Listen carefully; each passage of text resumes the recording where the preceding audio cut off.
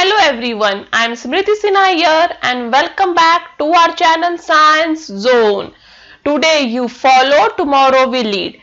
And if you are new to this channel, please hit the subscribe button given below. And if you have missed our previous videos, you can click on the I button given above. And if you want to join our Telegram group for the latest news and notes, you can click on the link given in the description. And the topic that we are going to study today is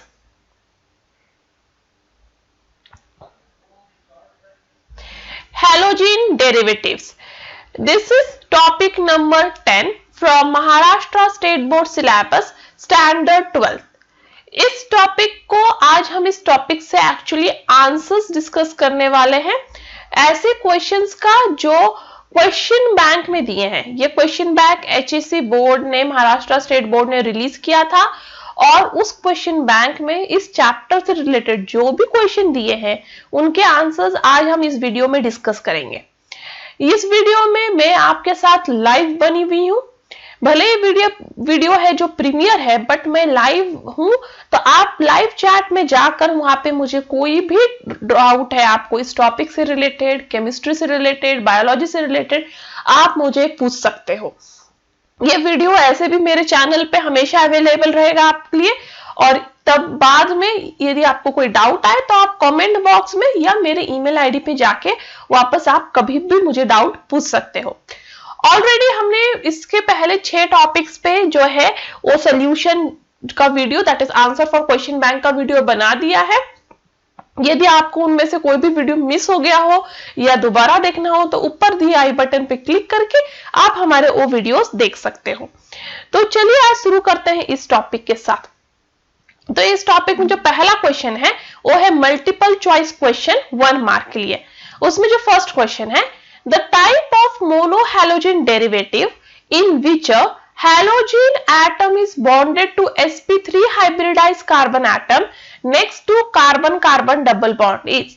तो उन्होंने ऐसा मोनोहैलोजन derivative का नाम पूछा है जिसमें आपका halogen atom attach है sp3 हाइब्रिडाइज कार्बन एटम को, जो फर्दर अटैच है कार्बन कार्बन डबल बॉन्ड को। तो आपको इस टाइप के जो है मोनोहैलोजन डेरिवेटिव का नाम बताना है जिसमें आपका हैलोजन एटम अटैच है sp3 हाइब्रिडाइज कार्बन को, जो फर्दर अटैच है sp2 हाइब्रिडाइज कार्बन को, that is carbon carbon double bond को। तो इसका नाम है अलाइलिक हैलाइड। तो ये क्या है? Allylic halide. Next, aromatic electrophilic substitution with iodine can be carried out by using. तो एरोमेटिक इलेक्ट्रोफिलिक सब्स्टिट्यूशन जो है आयोडीन के साथ आप यदि करो तो रिवर्सिबल है, मतलब आपको वापस आपका बेंजीन रिंग रिटर्न मिल जाता है।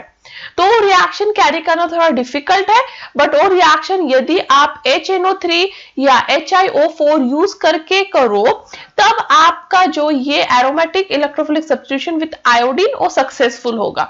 तो इधर आंसर है ऑप्शन ए HNO3। तो आपको याद रखना है, यदि आपको aromatic electrophilic substitution with iodine करना है तो आप यूज करें उसके साथ HNO3 या फिर HiO4। Next question, for the isomeric dihalobenzenes melting point of. तो फॉर आइसोमेरिक जब होता है डाइहैलोबेंजीन्स तो मेल्टिंग पॉइंट जो है वो पैरा आइसोमर का सबसे ज्यादा होता है। तो आपको याद रखना होगा जब भी आइसोमेरिक डाइहैलोबेंजीन्स है तो मेल्टिंग पॉइंट पैरा आइसोमर का ग्रेटेस्ट है। Next, optical activity of molecule is associated with. कोई भी मॉलिक्यूल का ऑप्टिकल एक्टिविटी उसके 3D स्ट्रक्चर से एसोसिएटेड होता है। उसका 3D स्ट्रक्चर में उसके जो बॉन्ड्स है वो कैसे फॉर्म्ड है और उसकी जो 3D स्ट्रक्चर का मिरर इमेज है वो नॉन सुपर इम्पोजेबल है एक दूसरे पे, तो उस पर उसका ऑप्टिकल एक्टिविटी डिपेंड करेगा। इनडायरेक्टली वो 3D स्ट्रक्चर ऑफ मॉलिक्यूल पे डिपेंडेंट है। Next, propane nitrile can be prepared by heating. तो जब भी आपको नाइट्राइल प्रिपेयर करना होगा, that is RCA C triple bond N, तब आपको रिएजेंट यूज करना है KCN। याद रखें, जब भी आपको R C triple bond N prepare करना है तो रिएजेंट है KCN, that is nitrile prepare करने के लिए। बट आपको यदि आइसोसाइनाइड प्रिपेयर करना है that is R N triple bond C, तब रिएजेंट यूज कीजिए AgCN। तो जब भी आप यदि यूज करोगे KCN रिएजेंट तो आपको मिलेगा नाइट्राइल, और जब यूज करोगे AgCN रिएजेंट तो आपको मिलेगा आइसोनाइट्राइल। बट अभी हमें प्रिपेयर करना है propane nitrile can be prepared by heating. क्या करना है अभी यहाँ पे आंसर क्या है आपका अल्कोहलिक KCN। बट याद रखें अभी आपको KCN वाला अल्कोहलिक का दो ऑप्शन है, ऑप्शन C और ऑप्शन D तो रूल आउट हो गया क्योंकि उसमें रिएजेंट AgCN दिया है। AgCN तो आइसोसाइनाइड प्रिपेयर करता है, इसलिए ऑप्शन रूल आउट है। बट दो ऑप्शन बचे। तो सपोज आपने जो है प्रोपिल ब्रोमाइड यूज किया, सपोज आपने प्रोपिल ब्रोमाइड यूज किया, तो प्रोपिल ब्रोमाइड का स्ट्रक्चर ये है। तो प्रोपिल ब्रोमाइड में यदि अब आप KCN डालोगे तो अब आपको क्या मिलेगा, आपको मिलेगा ये स्ट्रक्चर। देखिए तो अब है C ट्रिपल बॉन्ड N, ठीक है। तो अब आपको क्या मिला, दैट इज ये तो 4 कार्बन का है ना, तो ये क्या हो गया, अभी आपको प्रोपेन नाइट्राइल नहीं मिला। तो प्रोपिल ब्रोमाइड जब अल्कोहलिक KCN के साथ रिएक्ट करता है तब आपको क्या मिलेगा, प्रोपिल ब्रोमाइड जब अल्कोहलिक KCN के साथ रिएक्ट करेगा तब आपको मिलेगा प्रोपिल नाइट्राइल। तो यहाँ पे प्रोपेन ये है प्रोपिल, सॉरी ये है आपका एक्चुअली 1 2 3 4 कार्बन का है ना, तो ये हुआ आपका जो है ये हुआ ब्यूटेन नाइट्राइल। ओके, सो अब आपको चाहिए propane nitrile, correct, propane nitrile. तो उसके लिए आपको रिएक्ट करना है ethyl bromide with alcoholic KCN। Next, the following will react faster by SN1 mechanism. इनमें से कौन SN1 मैकेनिज्म से सबसे फास्ट रिएक्ट करेगा, उसके लिए आपको इनके स्ट्रक्चर्स ड्रॉ करने। तो आपको याद रखना होगा SN1 के लिए आपको टर्शियरी अल्काइल हैलाइड चाहिए। तो SN1 reaction tertiary alkyl halide faster react करता है than secondary and then primary. But SN2 reaction के लिए primary react faster than secondary which reacts faster than tertiary। But अभी आपको पूछा है SN1 मैकेनिज्म, तो आपको ये सीक्वेंस याद रखना है SN1 के लिए कि tertiary alkyl halide reacts faster than secondary and secondary reacts faster then primary. तो अब इनमें स्ट्रक्चर ड्रॉ कीजिए और देखिए इनमें से कौन टर्शियरी अल्काइल हैलाइड है। तो 1 क्लोरोप्रोपेन, तो ये है आपका प्रोपेन और 1 क्लोरो, तो ये हुआ primary alkyl halide. Next 2 chloropropane, तो 2 क्लोरोप्रोपेन ये है आपका 2 क्लोरोप्रोपेन, ठीक है, तो ये हुआ आपका सेकेंडरी अल्काइल हैलाइड। नेक्स्ट है 2 क्लोरो 2 मिथिल प्रोपेन, तो 2 क्लोरो 2 मिथिल प्रोपेन, तो ये हुआ आपका प्रोपेन, फिर 2 क्लोरो एंड 2 मिथिल, तो ये हुआ आपका टर्शियरी अल्काइल हैलाइड। नेक्स्ट है क्लोरोइथेन, तो क्लोरोइथेन का स्ट्रक्चर ऑब्वियसली ये है, तो ये भी हुआ आपका प्राइमरी अल्काइल हैलाइड। तो इनमें से कौन सा टर्शियरी अल्काइल हैलाइड है, ऑप्शन सी।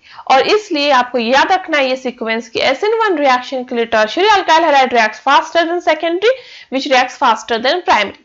और फिर ऑप्शन में जो भी ऑप्शन है सबके स्ट्रक्चर्स ड्रॉ कीजिए और फाइंड आउट कीजिए कि कौन सा टर्शियरी अल्काइल हैलाइड है।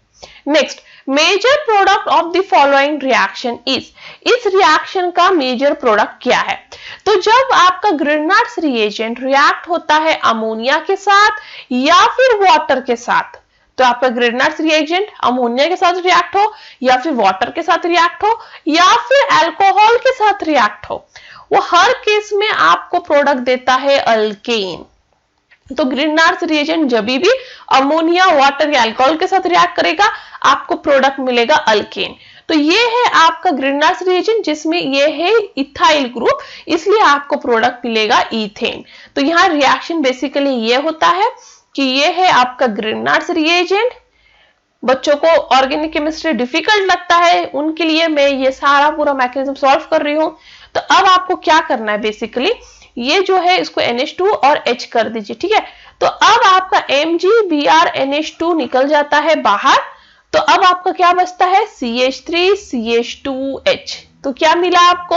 Ethane, that is option B.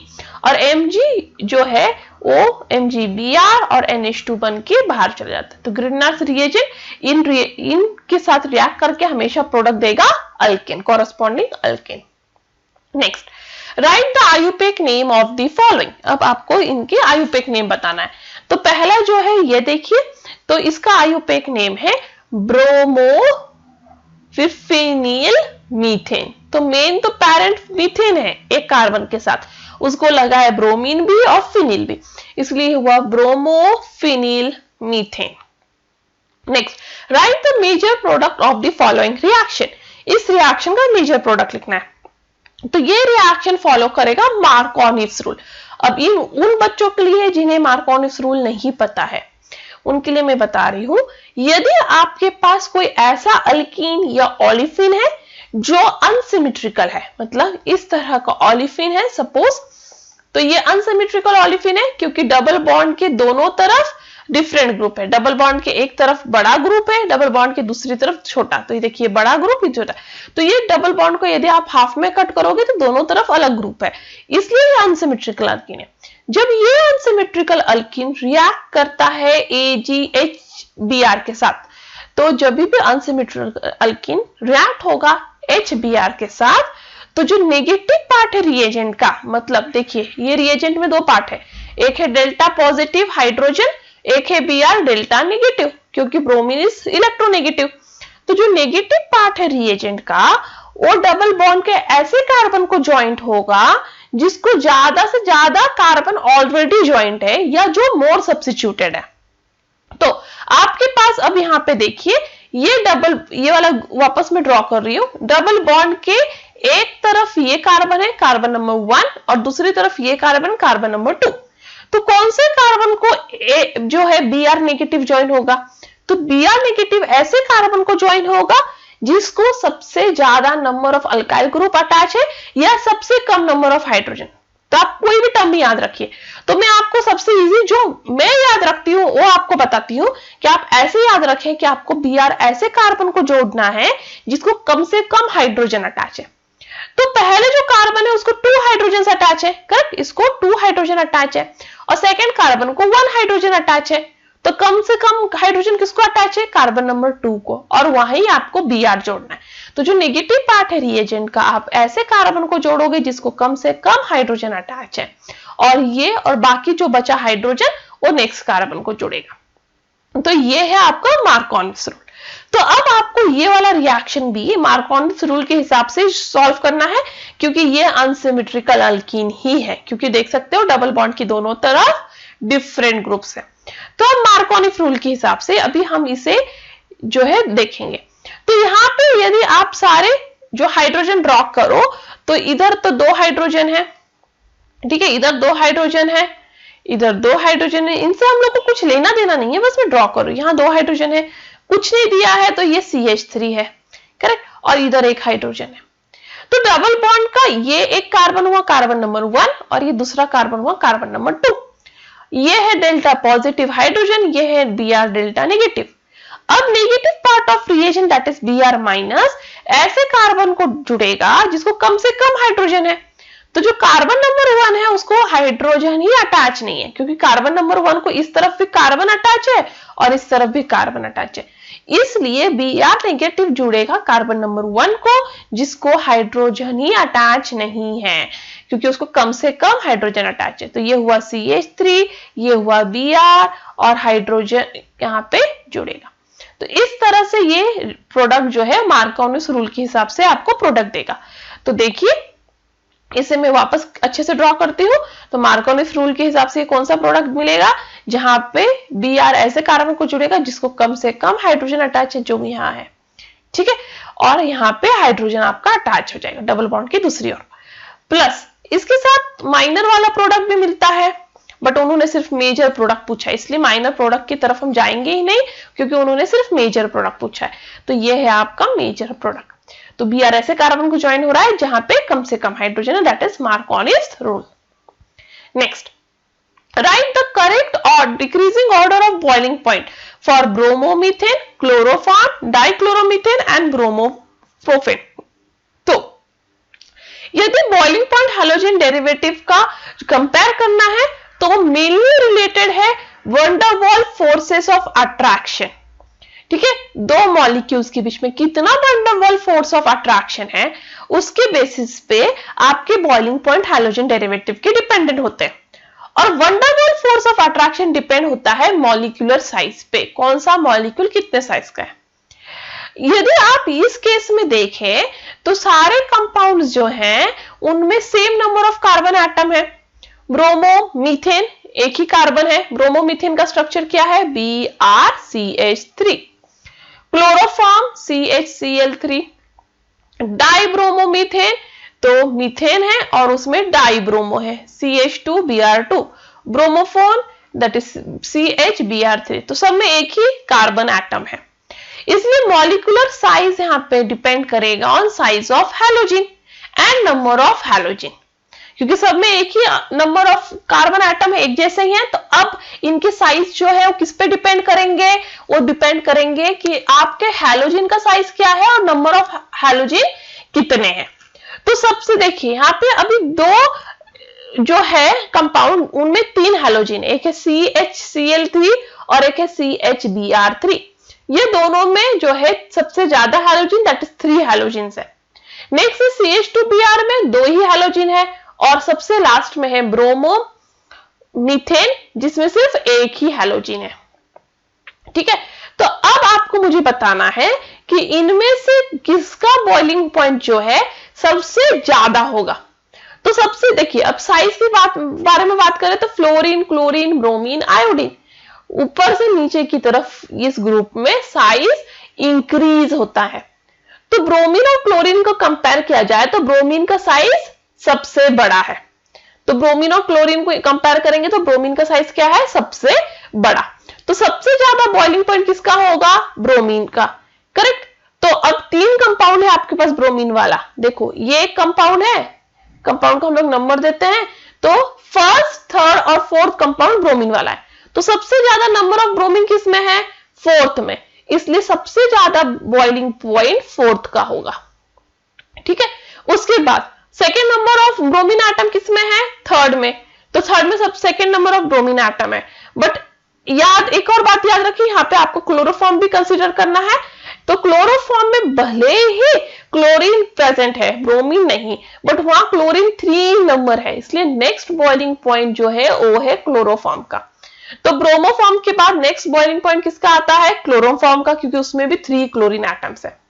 Next बात करें हम तो फिर डाइब्रोमो मीथेन का बॉइलिंग पॉइंट है, क्योंकि डाइब्रोमो मीथेन में भी 2 ब्रोमीन है। करेक्ट। और सबसे लास्ट में जो सबसे कम बॉइलिंग पॉइंट होगा वो होगा CH3Br का, दैट इज ब्रोमो मीथेन का, क्योंकि उसमें एक ही ब्रोमीन एटम है। तो ये वाले को इग्नोर करें, एक्चुअली ये वाला चार्ट नहीं देखना है आपको डिक्रीजिंग ऑर्डर में लिखना है बॉइलिंग पॉइंट। ये इंक्रीजिंग ऑर्डर था, तो डिक्रीजिंग ऑर्डर के हिसाब से ये ऑर्डर है। तो सबसे ज्यादा बॉइलिंग पॉइंट किसका होगा, CHBr3 का, क्योंकि उसमें सबसे ज्यादा हैलोजन एटम भी है और ब्रोमीन प्रेजेंट है जिसका साइज क्लोरीन से ज्यादा है। नेक्स्ट है CHCl3 का, क्योंकि उसमें क्लोरीन प्रेजेंट है 3 नंबर। नेक्स्ट है CH2Br2 का, क्योंकि उसमें 2 ब्रोमीन है। और सबसे कम बॉइलिंग पॉइंट होगा CH3Br का, क्योंकि उसमें एक ही ब्रोमीन है और इसलिए वहां पे van der Waals force of attraction कम होगा और उसका बॉइलिंग पॉइंट कम है। Next, write the IUPAC name of the product B in the following reaction sequence. तो आपको प्रोडक्ट B का आयुपिक नेम लिखना है। आयुपिक नेम लिखने के पहले आपको पता चलना चाहिए प्रोडक्ट B है क्या। तो याद रखें, जब भी आप कोई भी अल्कोहल को रिएक्ट करोगे NaBrH2SO4 के साथ, तो आपके अल्कोहल का OH रिप्लेस हो जाएगा Br से। ठीक है, कोई भी अल्कोहल को रिएक्ट करो NaBrH2SO4 के साथ, तो आपके अल्कोहल का OH किससे रिप्लेस हो जाएगा, Br से। तो ये A प्रोडक्ट है आपका C2H5Br प्लस NaOH। तो ये A प्रोडक्ट है। अब ये A प्रोडक्ट रिएक्ट होगा Ni के साथ in the presence of acetone. तो यहां हैलोजन एक्सचेंज रिएक्शन होगा। ठीक है, तो अब आपको मिलेगा product B, that is C2H5I plus NaBr। ठीक है, तो पहला रिएक्शन था जिसमें आपका अल्कोहल कन्वर्ट हो गया अल्काइल हैलाइड में, दिस इज ए। और फिर दूसरे रिएक्शन में जो आपका ए है उसमें हैलोजन एक्सचेंज हो रहा है Na के साथ और वो दे रहा है बी, और आपको बी का आयुपेक नेम बताना है। इसका आयुपेक नेम है आयोडो इथेन। तो ये है आपके प्रोडक्ट बी का IUPAC name. Next, nucleophilic substitution reaction of 2,4-dinitrochlorobenzene is faster than para-nitrochlorobenzene. Give reason. ठीक है, तो आपको ये बताना है कि 2,4-dinitrochlorobenzene से जो पैरानाइट्रोक्लोरोबेंजीन क्यों स्लोली रिएक्ट होता है। देखो तो देखिए बताती हूं मैं। ये है आपका 2,4-डाइक्लोरोनाइट्रोबेंजीन, डाइनाइट्रोक्लोरोबेंजीन। ठीक है, तो ये हुआ आपका 2 पोजीशन पे और 4 पोजीशन पे नाइट्रोजन और ये क्लोरोबेंजीन। फिर नेक्स्ट है पैरानाइट्रोक्लोरोबेंजीन। पैरानाइट्रोक्लोरोबेंजीन मतलब बेंजीन के एक साइड पे क्लोरीन और पैरा पोजीशन पे नाइट्रो। तो आपको बताना है, इसको सपोज ए बोलूंगी मैं और इसको बी, तो आपको यहां बताना है कि ए जो है वो क्यों ज्यादा जल्दी रिएक्ट होता है, न्यूक्लियोफिलिक सब्स्टिट्यूशन ज्यादा जल्दी क्यों देता है एज कंपेयर टू बी। तो आपको याद रखना है कि कोई भी जो हेलोबेंजीन्स होते हैं, जो भी कोई भी हेलोबेंजीन्स है, वो बहुत धीरे जो है न्यूक्लियोफिलिक सब्स्टिट्यूशन रिएक्शन देते हैं। ठीक है, और वो बहुत धीरे देते हैं, बट स्टिल वो न्यूक्लियोफिलिक सब्स्टिट्यूशन रिएक्शन दे सकते हैं यदि कोई प्रॉपर कोई एक्टिवेटिंग ग्रुप उनके कोई प्रॉपर पोजीशन पे प्रेजेंट हो। तो ये जो हेलोबेंजीन है, सपोज ये वाला, हम लोग इसके बारे में बात करेंगे, ये न्यूक्लियोफिलिक सब्स्टिट्यूशन रिएक्शन देगा ही नहीं। ठीक है, बट स्टिल आपको इससे न्यूक्लियोफिलिक सब्स्टिट्यूशन रिएक्शन करवाना है तो आपको उसके ऑर्थो या फिर पैरा पोजीशन पे कोई स्पेशल एक्टिवेटिंग ग्रुप लगाना होगा। और presence of electron withdrawing group at ortho और पैरा पोजीशन जो है वो इंक्रीज करता है reactivity of haloarenes toward substitution of halogen atom. तो आपको ये दोनों ए या बी को न्यूक्लियोफिलिक सब्स्टिट्यूशन रिएक्शन करवाना है तो आपको उनके ऑर्थो और पैरा पोजीशन पे क्या लगाना होगा, इलेक्ट्रॉन विड्रॉइंग ग्रुप। जितना ज्यादा number of electron withdrawing group present होगा उतना ज्यादा जल्दी वो न्यूक्लियोफिलिक सब्स्टिट्यूशन रिएक्शन अंडरगो करेगा। तो जो ए है, ए में कितने इलेक्ट्रॉन विड्रॉइंग ग्रुप प्रेजेंट है ऑर्थो और पैरा पोजीशन पे, 1 2। तो ए में 2 इलेक्ट्रॉन विड्रॉइंग ग्रुप प्रेजेंट है ऑर्थो और पैरा पोजीशन पे, पर बी में सिर्फ एक ही इलेक्ट्रॉन विड्रॉइंग ग्रुप प्रेजेंट है ऑर्थो और पैरा पोजीशन पे, इसलिए ए रिएक्ट्स फास्टर देन बी। तो एग्जाम में ये क्वेश्चन आएगा तो सबसे पहले आपको ये दोनों स्ट्रक्चर ड्रॉ करना है और ये लिखना है कि greater number of electron withdrawing group present at ortho and para position greater will be the reactivity। और A में क्या है, 2 नाइट्रो ग्रुप प्रेजेंट है ऑर्थो और पैरा पोजीशन पे, इसलिए A reacts more fastly than B। अब उन बच्चों के लिए जिनको ऑर्थो और पैरा पोजीशन नहीं पता है, तो बेंजीन में यदि कहीं पे भी सब्स्टिट्यूशन हो किसी भी चीज से, तो सपोज X प्रेजेंट है, ये X कुछ भी हो सकता है, nitro, iodine, chlorine, bromine, cyanide, असेल ग्रुप, अल्काइल ग्रुप, कुछ भी, तो ये X कुछ भी है, उसके रिलेटेड में आपको ऑर्थो, मेटा और पैरा पोजीशन बताना है। तो जहां X प्रेजेंट है उसके नेक्स्ट कार्बन जो होते हैं वो होते हैं ऑर्थो। जहां X प्रेजेंट है उसके दोनों साइड के नेक्स्ट कार्बन होते हैं ऑर्थो। ऑर्थो के नेक्स्ट कार्बन होते हैं मेटा और मेटा के नेक्स्ट कार्बन है पैरा। तो कोई भी सब्स्टिट्यूटेड बेंजीन में जो मोनो सब्स्टिट्यूटेड, जहां पे एक ही ग्रुप प्रेजेंट है, वहां पे 2 ऑर्थो है, 2 मेटा है और 1 पैरा। सपोज आपका बेंजीन में ग्रुप यहां पे दिया है एग्जाम में, तो अब ऑर्थो कौन हुए, तो इस कार्बन को नेक्स्ट जो भी कार्बन है वो है ऑर्थो, ऑर्थो के जो नेक्स्ट कार्बन है वो है मेटा और मेटा के जो नेक्स्ट कार्बन है वो पैरा। कंपलसरी नहीं है कि ऑर्थो यही वाले हैं, मेटा यही वाला है और पैरा यही वाला है। जो भी ग्रुप प्रेजेंट है उसके नेक्स्ट कार्बन को होता है ऑर्थो, उस ऑर्थो के नेक्स्ट को मेटा और मेटा के नेक्स्ट को पैरा। अब आपको क्लियर हो गया होगा doubt. Next, name the reagent used to convert alkyl halide to ester. तो रिएजेंट है that is alkyl halide when reacts with silver carboxylate.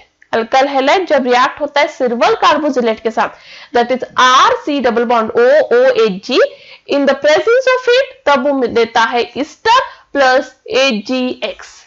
तो कौन सा रिएजेंट हो? Silver carboxylate. Next, write the correct order of increasing ease of dehydrohalogenation. ठीक है, तो ये 3 आपको प्रोडक्ट दिया और आपको इंक्रीजिंग ऑर्डर में लिखना है कि कौन सबसे ज्यादा जल्दी डिहाइड्रोहैलोजिनेशन अंडरगो करेगा और कौन सबसे ज्यादा स्लोली. तो डिहाइड्रोहैलोजिनेशन मतलब क्या होता है? डी मतलब रिमूवल, हाइड्रोजन मतलब हाइड्रोजन, हैलोजी मतलब हैलोजिन. करेक्ट. तो removal of hydrogen plus halogen is called as dehydrohalogenation. तो डिहाइड्रोहैलोजिनेशन में जो प्रिफर्ड प्रोडक्ट बनता है वो होता है ओलेफिन या अल्कीन. तो डिहाइड्रोहैलोजिनेशन रिएक्शन में जो मेन प्रोडक्ट बनता है वो क्या है? Alkyne, that is carbon carbon double bond. और ये अल्कीन जिसमें सबसे ज्यादा number of alkyl group attach होगा वो सबसे जल्दी अंडरगो करेगा रिएक्शन. मतलब ऐसा अल्कीन जहां पे प्रोडक्ट फॉर्म हो रहा है, ऐसा अल्कीन जहां पे ज्यादा अल्काइल ग्रुप अटैच है या डबल बॉन्ड ज्यादा सब्स्टिट्यूटेड है, उसे डिहाइड्रोहैलोजिनेशन होना इजी है. तो मैं बताती हूं, देखिए अभी सपोज आपका ये अल्कीन है, ये जो है वो इसमें कोई भी सब्स्टिट्यूशन नहीं है क्योंकि इसके जो भी कार्बन कार्बन डबल बॉन्ड वाले कार्बन है, कार्बन ये वाला कार्बन, ये वाला कार्बन, दोनों भी कार्बन कार्बन डबल बॉन्ड वाले कार्बन है. दोनों कार्बन को कोई कार्बन एटम फर्दर अटैच नहीं है, इसलिए इधर सब्स्टिट्यूशन 0 है. अब सपोज आपके पास ये वाला अल्कीन है. ठीक है, अब इस अल्कीन में आप ध्यान दें तो ये कार्बन कार्बन डबल बॉन्ड है, उसकी एक ये नॉर्मल कार्बन है और इसकी और दूसरा कार्बन, बट इस कार्बन को एक और कार्बन अटैच है, इसलिए ये है मोनो सब्स्टिट्यूटेड अल्कीन. अब नेक्स्ट, जहां पे आप देख सकते हो दोनों तरफ की कार्बन कार्बन डबल बॉन्ड को एक एक कार्बन अटैच है. करेक्ट, दोनों तरफ की कार्बन कार्बन डबल बॉन्ड को एक एक कार्बन अटैच है, एक इसको मतलब टोटल 2. तो ये हुआ डाई सब्स्टिट्यूटेड अल्कीन. तो अब आपको सब्स्टिट्यूटेड अल्कीन समझ गया. तो जो सबसे ज्यादा सब्स्टिट्यूटेड अल्कीन फॉर्म करेगा वो सबसे जल्दी डिहाइड्रोहैलोजिनेशन अंडरगो करेगा. तो पहला केस में देखिए, जो पहला वाला है वो प्रोडक्ट क्या देगा? तो क्लोरीन यहां से लॉस होगा अल्फा कार्बन से, जो कार्बन को हैलोजन अटैच होता है वो अल्फा होता है, और जो कार्बन को हाइड्रोजन अटैच है next carbon to alpha is beta. तो बीटा कार्बन से हाइड्रोजन जाता है और अल्फा कार्बन से हैलोजन. तो ए जो है फर्स्ट जो है वो प्रोडक्ट आपको ये वाला ओलेफिन देगा. करेक्ट, फर्स्ट से आपको ये ओलेफिन एज प्रोडक्ट मिलेगा. सेकेंड, अब सेकेंड में देखिए वापस ये अल्फा कार्बन है क्योंकि इसको हैलोजन अटैच है, इसकी दोनों तरफ बीटा कार्बन है, तो एक बीटा डैश. बीटा और बीटा डैश एक जैसे हैं, किसी में से भी हाइड्रोजन निकालिए आपको एक जैसा ही प्रोडक्ट मिलने वाला है. तो वापस आपको प्रोडक्ट वही मिल रहा है. देखिए, तो ए भी वही प्रोडक्ट दे रहा है और बी भी वही प्रोडक्ट दे रहा है. तो फर्स्ट और सेकंड दोनों रिएक्ट होने के बाद एक जैसे ही प्रोडक्ट दे रहे हैं आफ्टर डिहाइड्रोहैलोजिनेशन. अब जब थर्ड की बात करें तो थर्ड में देखिए अल्फा कार्बन कौन सा है? ये बीच वाला. बीटा, तीनों भी बीटा ही कार्बन है, तो तीनों में से किसी से भी आप हाइड्रोजन निकालिए, वन एंड द सेम. तो किसी एक में से भी निकाल लीजिए, तो ये हो जाएगा आपका जो है प्रोडक्ट. तो अब देखिए ये वाला जो डबल बॉन्ड है इसमें ये कार्बन दो अल्काइल ग्रुप को अटैच है, इसलिए ये है डाई सब्स्टिट्यूटेड अल्कीन. इसमें ये वाला कार्बन सिर्फ एक ही अल्काइल ग्रुप को है, इसलिए मोनो सब्स्टिट्यूटेड अल्कीन. नेक्स्ट, इसमें भी एक ही को है, इसलिए मोनो सब्स्टिट्यूटेड अल्कीन. तो सबसे ज्यादा जल्दी डिहाइड्रोहैलोजिनेशन कौन अंडरगो करेगा? थर्ड. तो अब फाइनल जो आंसर है वो ये है कि थर्ड वाला सबसे जल्दी डिहाइड्रोहैलोजिनेशन अंडरगो करेगा. फिर first equivalent to second, first और सेकंड एक जैसे क्योंकि दोनों भी सेम प्रोडक्ट देने वाले हैं आपको आफ्टर डिहाइड्रोहैलोजिनेशन. और थर्ड सबसे जल्दी आपको रिएक्ट करेगा क्योंकि वो more substituted alkene as major product दे रहा है. Next question, write answer short answer questions type 1 2 marks. पहला question, explain aryl halides are less reactive than alkyl halides towards nucleophilic substitution reaction. तो आपको ये प्रूफ करना है कि अराइल हैलाइड्स मतलब एरोमेटिक हैलाइड लेस रिएक्टिव है देन अल्काइल हैलाइड मतलब एलिफेटिक हैलाइड से इन न्यूक्लियोफिलिक सब्स्टिट्यूशन रिएक्शन। तो अराइल हैलाइड जो है वो लो रिएक्टिविटी दिखाते हैं towards nucleophilic substitution reaction than alkyl halide because 3 reasons है। 2 रीजंस है। पहला रेजोनेंस इफेक्ट, दूसरा sp2 हाइब्रिडाइज कार्बन स्टेट। ठीक है, तो अराइल हैलाइड में ये आपका अराइल हैलाइड है, ठीक है, ये आपका अराइल हैलाइड है और दूसरा आपका अल्काइल हैलाइड होगा। और अल्काइल हैलाइड जो है वो ज्यादा जल्दी न्यूक्लियोफिलिक सब्स्टिट्यूशन अंडरगो करता है देन अराइल हैलाइड, क्योंकि अराइल हैलाइड में रेजोनेंस इफेक्ट भी है और उसमें अराइल हैलाइड में जो कार्बन है ये वाला जिसको हैलोजन अटैच है वो sp2 हाइब्रिडाइज्ड है। ठीक है, तो ये 2 रीजंस के वजह से जो अराइल हैलाइड्स है वो less reactive than alkyl halides है। अब ये वाला जो रीजन है वो डिटेल में हम आगे वाले क्वेश्चन में डिस्कस करेंगे, क्योंकि आगे वाले एक और क्वेश्चन में ये है, बट 2 मार्क्स के लिए देखिए क्वेश्चन सिर्फ 2 मार्क्स के लिए है। 2 मार्क्स के लिए आप ये स्ट्रक्चर ड्रॉ करें, ये सिंबल दिखाएं और इतना आंसर लिखें, ये 2 मार्क्स के लिए इनफ है। और ये जो है मैंने एक्चुअली यहाँ पे दिया था एक्सप्लेनेशन के लिए, ये मैं आगे एक्सप्लेन करूंगी क्योंकि ये क्वेश्चन वापस लास्ट में सबसे जो लास्ट क्वेश्चन है उसमें वापस रिपीट हो रहा है, तो मैं वहां पे आपको वापस एक्सप्लेन करूंगी। Next, explain reactions of haloarenes with sodium metal. तो हेलोअरीन्स विद सोडियम मेटल कौन सा रिएक्शन है वो है फिटिक रिएक्शन। उस रिएक्शन का नाम क्या है? Fittig reaction. तो इस रिएक्शन में अराइल हैलाइड या फिर हेलोअरीन्स दोनों एक ही चीज है, ठीक है। तो अराइल हैलाइड या फिर हेलोअरीन्स रिएक्ट होते हैं सोडियम मेटल के साथ in the presence of dry ether to give biphenyl, और इस रिएक्शन का नाम क्या है? Fittig reaction. तो ये है आपका हेलोअरीन जो है क्लोरोबेंजीन प्लस सोडियम मेटल, यहाँ पे 2 मॉलिक्यूल चाहिए आपको, ठीक है, 2 molecule of chlorobenzene plus sodium metal in the presence of dry ether give you biphenyl ring. तो ये है reaction of haloarenes with sodium metal जिसे हम कहते हैं फिटिक रिएक्शन और प्रोडक्ट है biphenyl. Next, give reason though alkyl halides are moderately polar they are insoluble in water. तो अल्काइल हैलाइड्स तो थोड़े पोलर होते ही हैं क्योंकि उनमें पोलर का क्या होता है? पोलर मतलब 2 चार्जेस, करेक्ट, पोलर मतलब 2 चार्जेस। तो आपका हैलोजन इलेक्ट्रोनेगेटिव है तो उसमें नेगेटिव चार्ज होता है, carbon automatically positive charge gain करता है। तो आपका अल्काइल हैलाइड जो है वो पोलर है, 2 चार्जेस है, बट स्टिल वो वाटर में इनसॉल्यूबल है। क्यों ऐसा है? क्योंकि उनमें एबिलिटी नहीं होता अल्काइल हैलाइड में कि वो हाइड्रोजन बॉन्ड फॉर्म कर सके वाटर के साथ। तो जो भी मॉलिक्यूल वाटर के साथ हाइड्रोजन बॉन्ड फॉर्म करते हैं वो वाटर में सॉल्यूबल होते हैं, बट अल्काइल हैलाइड के पास वो कैपेसिटी नहीं है या एबिलिटी नहीं है कि वो हाइड्रोजन बॉन्ड फॉर्म कर सके वाटर के साथ, और इसलिए वो वाटर में इनसॉल्यूबल है। अब वो हाइड्रोजन बॉन्ड वाटर के साथ क्यों नहीं फॉर्म कर पाते हैं? क्योंकि अल्काइल हैलाइड मॉलिक्यूल में आपस में ही बहुत स्ट्रॉन्ग अट्रैक्शन होता है बिटवीन इटसेल्फ देन वाटर। मतलब आप यदि अल्काइल हैलाइड मॉलिक्यूल को वाटर में डाल दो तो ये 2 अल्काइल हैलाइड मॉलिक्यूल आपस में इतना ज्यादा जो है उनमें स्ट्रॉन्ग अट्रैक्शन होगा कि वो वाटर की तरफ अट्रैक्ट ही नहीं होंगे और इसलिए वाटर के साथ बॉन्ड ही नहीं फॉर्म करेंगे, और इसलिए अल्काइल हैलाइड जो है वो वाटर में इनसॉल्यूबल है बट नॉन पोलर या ऑर्गेनिक सॉल्वेंट में सॉल्यूबल है, ठीक है। तो वो पोलर, भले ही अल्काइल हैलाइड पोलर है बट वो पोलर सॉल्वेंट जैसे कि वाटर में इनसॉल्यूबल है क्योंकि आपस में अल्काइल हैलाइड मॉलिक्यूल का ज्यादा अट्रैक्शन है देन विथ वाटर, और दूसरा कि वो नॉन पोलर सॉल्वेंट में सॉल्यूबल है। Next, explain optical activity of two chlorobutane. तो ये है आपका 2-क्लोरोब्यूटेन।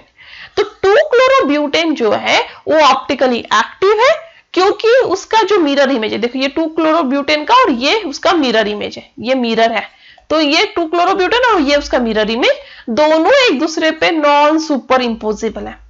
नॉन सुपर इम्पोजेबल मतलब वो एक दूसरे पे प्रॉपरली फिट नहीं होते। जैसे कि आप यदि एक थाली लो और उसी की जैसा दूसरा थाली लो और एक दूसरे पे फिट करो तो दोनों फिट हो जाएंगे। बट आप यदि अपने हाथ को एक दूसरे पे फिट करने की कोशिश करो, ठीक है, वो एक दूसरे पे फिट नहीं होते। ये है आपके हाथ, ठीक है, इसमें 5 ही उंगलियां चाहिए थी, सॉरी। तो ये है आपका हाथ। अब इस हाथ, सपोज ये आपका राइट हैंड है, अब लेफ्ट हैंड को फिट करोगे तो उसका लेफ्ट हैंड का थंब इस साइड आएगा, राइट हैंड का थंब इधर था, लेफ्ट हैंड का थंब इस साइड आ जाएगा, करेक्ट।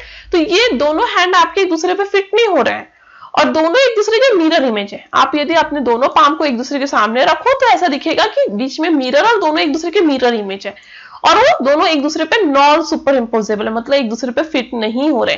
तो ऐसे मॉलिक्यूल जो एक दूसरे पे नॉन सुपर इम्पोजेबल है, जो एक दूसरे पे फिट नहीं होते और दोनों एक दूसरे के मिरर इमेज है, उन्हें कहते हैं ऑप्टिकल एक्टिव मॉलिक्यूल। और ये क्लोरोब्यूटेन में जो ये सेकंड नंबर ऑफ कार्बन है, क्योंकि क्लोरोब्यूटेन में 4 कार्बन होते हैं, करेक्ट, ब्यूटेन मतलब 4 कार्बन। तो ये जो सेकंड नंबर ऑफ कार्बन है वो कार्बन होता है कायरल। और कायरल कार्बन के पास एक यूनिक प्रॉपर्टी होती है कि वो non super imposable mirror image अपना बना सके। और ये जो कायरल मॉलिक्यूल है अलोंग विद इस मिरर इमेज उसे कहते हैं स्टीरियो आइसोमर्स। तो ये और ये एक दूसरे के स्टीरियो आइसोमर्स है, क्योंकि ये एक कायरल मॉलिक्यूल और ये उसका मिरर इमेज। और ये स्टीरियो आइसोमर्स जो हैं वो दोनों भी स्टीरियो आइसोमर्स में जो अरेंजमेंट है ग्रुप्स का सेंट्रल कार्बन के अराउंड वो डिफरेंट होता है और इसलिए वो ऑप्टिकल आइसोमेरिज्म दिखाते हैं। और जो भी मॉलिक्यूल ऑप्टिकल आइसोमेरिज्म दिखाते हैं वो ऑप्टिकली एक्टिव होते हैं, इसलिए 2-क्लोरोब्यूटेन ऑप्टिकली एक्टिव है। Next, distinguish between SN1 and SN2 reaction. पहला SN1 और दूसरा कॉलम SN2 के लिए। तो पहले हम जनरल रिएक्शन लिखेंगे। SN1 में alkyl halide plus aqueous KOH, तो आपका जो अल्काइल हैलाइड का Cl है जो क्लोरीन है या फिर हैलोजन, कोई भी अल्काइल हैलाइड हो सकता है, इसलिए हैलोजन रिप्लेस हो जाएगा OH से। और आपको SN1 में 2 प्रोडक्ट मिलते हैं, याद रखें, ठीक है। एक जैसा अल्काइल हैलाइड है उसी की तरह दिखने वाला, दूसरा जिसमें आपका अब अल्कोहल अपोजिट साइड में जुड़ जाएगा। तो ये था आपके यहाँ पे राइट हैंड साइड में और ये OH है आपके लेफ्ट हैंड साइड में। तो 2 प्रोडक्ट SN1 में मिलेंगे। SN2 में आपका जो भी प्रोडक्ट है उसका अपोजिट वाला ही SN2 में मिलेगा। तो आपका अल्काइल हैलाइड सब राइट साइड में था, अल्काइल हैलाइड में हैलोजन राइट साइड में था, तो आपका अल्कोहल लेफ्ट साइड में जुड़ेगा, ठीक है। तो ये है SN1 और SN2 दोनों का जनरल रिएक्शन। फर्स्ट पॉइंट इसमें SN1 जो है वो होता है टर्शियरी अल्काइल हैलाइड में, क्योंकि हमने देखा था कि tertiary alkyl halide reacts faster than secondary than primary for SN1। SN2 है generally takes place in primary alkyl halide. SN1 2 step reaction है, याद रखें। SN1 कितना है? 2 step reaction. SN2 1 step reaction है। SN1 में जो फर्स्ट स्टेप होता है वो स्लो होता है और उसे हम कहते हैं रेट डिटरमाइनिंग स्टेप। SN2 में एक ही स्टेप ऑफ रिएक्शन है, तो फास्ट और स्लो जो भी हो एक ही स्टेप में होता है। SN1 में रेट ऑफ रिएक्शन डिपेंड होता है on concentration of alkyl halide. आपका अल्काइल हैलाइड का कितना कॉन्सेंट्रेशन है उस पर रेट डिपेंड करेगा। SN2 में रेट ऑफ रिएक्शन जो है वो alkyl halide along with alkali that is KOH पे भी डिपेंड होता है। तो SN2 में ये और ये दोनों डिसाइड करेंगे रेट ऑफ रिएक्शन, SN1 में सिर्फ ये डिसाइड करेगा rate of reaction. SN1 unimolecular reaction है क्योंकि रेट सिर्फ अल्काइल हैलाइड पे डिपेंडेंट है। SN2 बाइमॉलिक्यूलर रिएक्शन है क्योंकि रेट अल्काइल हैलाइड और अल्कली 2 चीजों पे डिपेंडेंट है। SN1 2 स्टेप का रिएक्शन इसलिए नॉन कंसर्टेड, मतलब बॉन्ड ब्रेकिंग और बॉन्ड फॉर्मेशन दोनों अलग स्टेप में होते हैं। SN2 कंसर्टेड रिएक्शन है क्योंकि वो एक ही स्टेप का है, इसलिए bond forming and bond making एक ही स्टेप में होता है। SN1 जो है वो डिपेंड नहीं करता on concentration of alkali, KOH या NOH कितना प्रेजेंट है उसको SN1 को कोई मतलब नहीं है, बट SN2 डिपेंड करता है on the concentration of both alkali भी अल्काइल हैलाइड भी। SN1 में जो इंटरमीडिएट फॉर्म होता है वो है कार्बोकेटायन, बट SN2 में सिर्फ ट्रांजिशन स्टेट बनता है, ना कि कोई इंटरमीडिएट। SN1 जो है रेसिमिक मिक्सचर देता है, SN2 है वो इन्वर्जन देता है। तो SN1 में 2 प्रोडक्ट है, इसे हम रेसिमिक मिक्सचर कहते हैं क्योंकि डी और एल फॉर्म दोनों भी 50% फॉर्म होते हैं, बट SN2 में सिर्फ एक ही प्रोडक्ट फॉर्म होता है, वो भी इन्वर्जन के साथ। तो सपोज अम्ब्रेला आपका ऐसा है, मतलब स्टार्टिंग मटेरियल, तो SN2 में जो प्रोडक्ट फॉर्म होगा वो ऐसा होगा, उल्टा। तो इसलिए इसे कहते हैं inversion, that is 100% inversion. SN1 को प्रोटिक सॉल्वेंट सपोर्ट करते हैं, SN2 को अप्रोटिक सॉल्वेंट जिनमें हाइड्रोजन नहीं होता। प्रोटिक मतलब हाइड्रोजन वाले सॉल्वेंट। ऑर्डर ऑफ रिएक्टिविटी देखिए तो SN1 में टर्शरी जल्दी रिएक्ट होता है, देन सेकेंडरी, देन प्राइमरी, और SN2 में प्राइमरी जल्दी रिएक्ट होता है, than secondary, than tertiary. Next, explain primary benzyl halide shows higher reactivity by SN1 mechanism than other primary alkyl halide। तो आपको बताना है कि प्राइमरी बेंजिल हैलाइड वो ज्यादा जल्दी क्यों रिएक्ट होता है by SN1 mechanism than other primary alkyl halide. तो आपको SN1 मैकेनिज्म में पता है कि टर्शियरी अल्काइल हैलाइड जो है वो फास्टर रिएक्ट करते हैं than secondary and then primary. मतलब primary alkyl halide SN1 reaction बहुत ही स्लोली अंडरगो करते हैं, but still primary benzylic halide fast reaction undergo करते हैं। ऐसा क्यों? क्योंकि SN1 रिएक्शन में जो इंटरमीडिएट फॉर्म होता है वो है कार्बोकैटायन, और अलाइलिक और बेंजाइलिक कार्बोकैटायन जो है वो रेजोनेंस स्टेबलाइज होते हैं, इसलिए वो बहुत फास्ट SN1 रिएक्शन अंडरगो करते हैं। तो ये है आपका बेंजिलिक कार्बोकैटायन जो SN1 रिएक्शन में फॉर्म होने वाला है। तो सपोज आपको ये है आपका बेंजिलिक हैलाइड जो आपका SN1 रिएक्शन अंडरगो करेगा। अब ये बेंजिलिक हैलाइड जो है वो इंटरमीडिएट फॉर्म करेगा ये कार्बोकैटायन रेजोनेंस स्टेबलाइज है। देखिए ये पूरा स्ट्रक्चर, ये कार्बोकैटायन पूरा रेजोनेंस स्टेबलाइज है। भले ही ये प्राइमरी कार्बोकैटायन है, ये कार्बोकैटायन बना है प्राइमरी बेंजिलिक ग्रुप से, तो प्राइमरी ग्रुप्स भले ही प्रेजेंट है, बट ये प्राइमरी बेंजिलिक कार्बोकैटायन जो है रेजोनेंस स्टेबलाइज्ड है, और रेजोनेंस स्टेबलाइज होने की वजह से ये जल्दी से जल्दी फॉर्म हो जाएगा और SN1 रिएक्शन अंडरगो करेगा। बट सपोज आप प्राइमरी अल्काइल हैलाइड ले, तो प्राइमरी अल्काइल हैलाइड के केस में जो आपका प्राइमरी कार्बोकैटायन बनेगा वो किसी भी तरह से स्टेबलाइज नहीं होगा, और इसलिए आपका primary alkyl halide SN1 reaction undergo नहीं करता, क्योंकि उसमें जो फॉर्म कार्बोकैटायन वो स्टेबल नहीं है। बट प्राइमरी बेंजिलिक हैलाइड में फॉर्म कार्बोकैटायन रेजोनेंस स्टेबलाइज है, और इसलिए वो SN1 रिएक्शन अंडरगो करता है। Next, short answer questions type 2 3 marks. पहला question, explain the factors affecting SN1 and SN2 mechanism. तो उस फैक्टर में जो सबसे पहला फैक्टर है वो है नेचर ऑफ सबस्ट्रेट।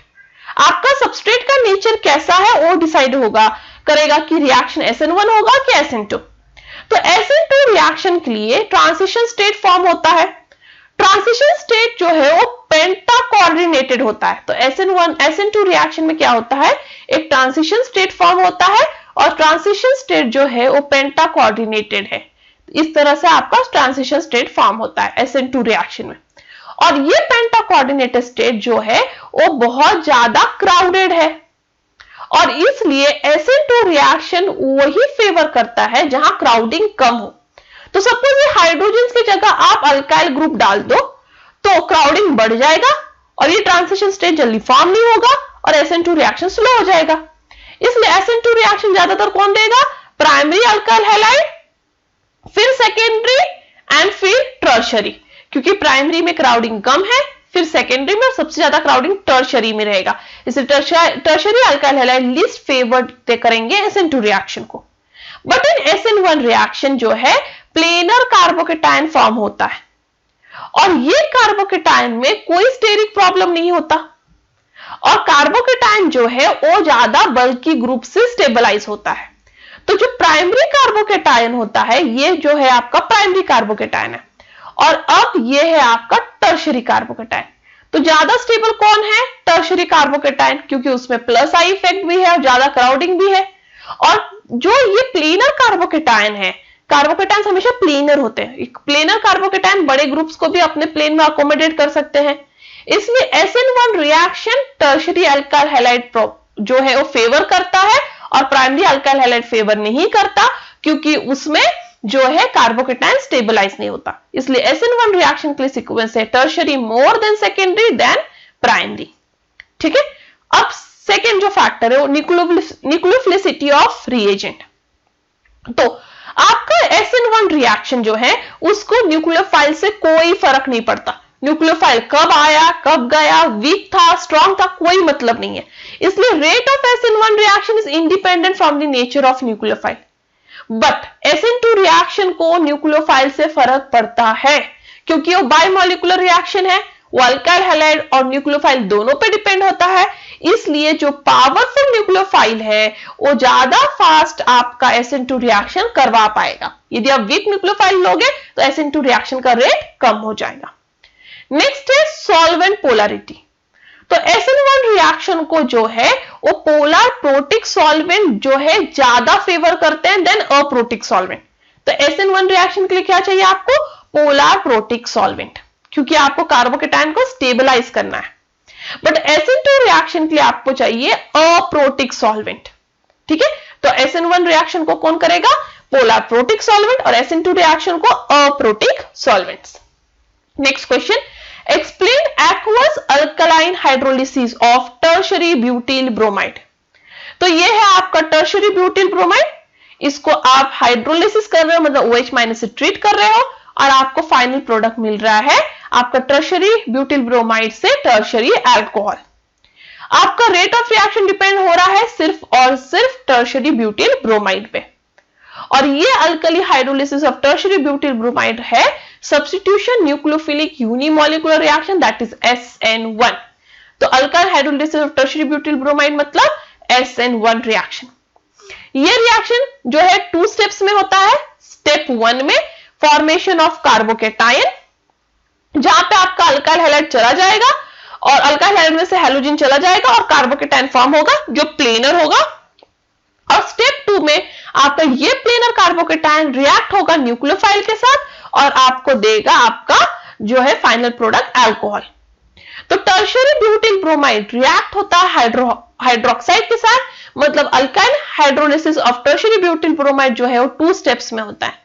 स्टेप 1 जो है वो स्लो स्टेप है, जहां आपका CH बॉन्ड ब्रेक होता है और वो अंडर को करता है हेट्रोलिसिस। हेट्रोलिसिस मतलब 2 अलग आयंस का फॉर्मेशन, एक नेगेटिव और एक पॉजिटिव। और फिर वो सेकेंड स्टेप में वो प्लेनर कार्बोकेटायन बहुत जल्दी रिएक्ट करता है OH- के साथ और देता है न्यू बॉन्ड फॉर्मेशन और फॉर्म करता है alcohol. Next, how are following conversions carried out. पहला है प्रोपीन टू 1 आयोडोप्रोपेन। तो आपको क्या बनाना है? Propene to 1 iodopropane. जब भी एग्जाम में ऐसा क्वेश्चन आए तो पहले आप सबसे पहले रिएक्टेंट ड्रॉ करें, फिर प्रोडक्ट ड्रॉ करें और फिर देखें उनमें क्या क्या चेंजेस करना है। तो सबसे पहले आप प्रोपीन ड्रॉ करेंगे। तो प्रोपीन का स्ट्रक्चर ये है, इसको आपको किस में कन्वर्ट करना है? 1 आयोडोप्रोपेन में, करेक्ट। तो आपको फाइनल प्रोडक्ट ये चाहिए। तो आपका स्टार्टिंग मटेरियल ये है, आपको फाइनल प्रोडक्ट ये चाहिए। अब आप कैसे करोगे? आयोडीन डायरेक्ट जो है लगाना इजी नहीं है, पॉसिबल नहीं है। तो पहले आपको एक्चुअली 1 पोजीशन पे ऐसा कोई ग्रुप लगाना है, क्योंकि 1 आयोडोप्रोपेन चाहिए इसलिए आपको 1 पोजीशन पे ऐसा ग्रुप लगाना है जिसको आप बाद में आयोडीन से रिप्लेस कर सको। बट 1 पोजीशन पे ग्रुप लगाना हो तो डिफिकल्ट है, क्योंकि असिमेट्रिकल अल्कीन है। और मैंने बताया है असिमेट्रिकल अल्कीन में कौन सा रूल फॉलो होता है? Very correct, Markovnikov's rule. और मार्कोनिव्स रूल कहता है कि मेरा जो भी ग्रुप आएगा वो सेकंड कार्बन को ज्वाइन होगा, क्योंकि उसको less number of hydrogen attach है। पर मुझे तो यहां पे ज्वाइन करना है, ना कि यहां पे। तो मुझे एंटी मार्कोनिव्स रूल फॉलो करना होगा। एंटी मार्कोनिव्स रूल का अपोजिट है, जो हाइड्रोजन पेरोक्साइड के प्रेजेंस में होता है, और वो मुझे कहता है कि इनकमिंग ग्रुप अब ऐसे कार्बन को ज्वाइन होगा जिसको more number of hydrogen attach है। तो इसलिए उसका नाम है anti Markovnikov's rule, opposite to Markovnikov's rule. तो चलिए पहले हम लोग एंटी मार्कोनिव्स रूल के हिसाब से यहाँ पे ग्रुप अटैच करते हैं, जिससे बाद में हम जो है आयोडीन से रिप्लेस करेंगे। तो इसमें आपको एंटी मार्कोनिव्स रूल के लिए आपने ले लिया वो प्रोपीन, उसमें आप डालोगे HBr, सिर्फ एंटी मार्कोनिफ रूल सिर्फ HBr ही फॉलो करता है, याद रखें। HI, HCl, HF anti Markovnikov rule नहीं फॉलो करता। इन द प्रेजेंस ऑफ H2O2 तो वो आपको देगा 1 ब्रोमोप्रोपेन। तो ये क्या देगा आपको? 1 ब्रोमोप्रोपेन। अब इसमें आप अब डाल दे NaI in the presence of acetone, तब आपको मिल जाएगा 1 आयोडोप्रोपेन। क्योंकि हैलोजन एक्सचेंज रिएक्शन है तो Br रिप्लेस हो जाएगा आयोडीन से। तो इस तरह से आप प्रोपीन को 1 आयोडोप्रोपेन में कन्वर्ट कर सकते हो। Next, propene to 2 nitropropane.